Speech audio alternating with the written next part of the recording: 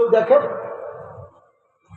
তোর মেয়েকে যদি এমন কেউ দেখে, তোর ফুফিকে যদি কেউ এমন দেখে, তোর খালাকে যদি কেউ এমন দেখে, আল্লাহর কসম এটা নবী বলছে। নবী সাল্লাল্লাহু আলাইহি সাল্লাম এক যুবককে এটা বলছে। এক যুবক নবীজির জামানায় এই কথা বলছিল, ইযযান লি বিজিনা, ইয়া রাসূলুল্লাহ, আমাকে জিনা ব্যভিচারের অনুমতি দেন। এই নবীজি তখন তাকে 5টা কথা বলছে। হে যুবক, বলো তো তুমি কি চাও তোমার মায়ের সাথে কেউ জিনা করুক? যুবক বলে লা। তোমার মেয়ের সাথে কেউ জিনা করুক? যুবক বলছে লা, না। তোমার বোনের সাথে কেউ জিনা করুক? লা ইয়া রাসূলুল্লাহ, হে আল্লাহর নবী, না। নবীজি বলছেন তোমার ফুফুর সাথে কেউ জিনা করুক? যুবক বলছে লা। নবীজি বলছে তোমার খালার সাথে কেউ জিনা করুক? যুবক বলছে লা।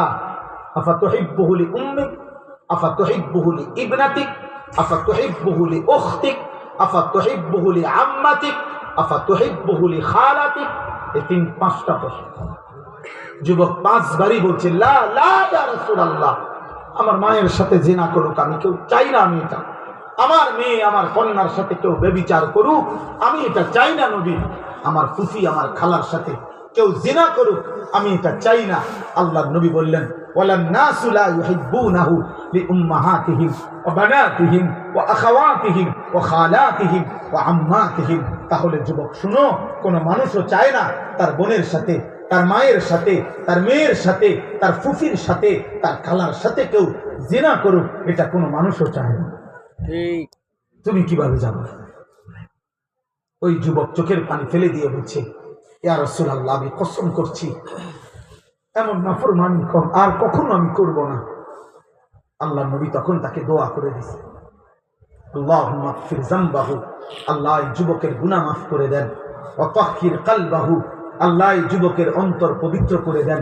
ওয়া হাসসিন ফারজাহু, আল্লাহ এই যুবকের লজ্জাস্থানকেও পবিত্র রাখেন। আমিন।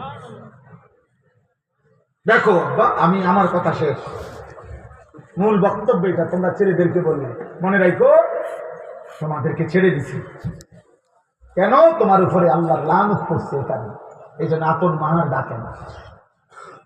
খোদার গজব পড়ছে তোমার উপরে, এই জন্য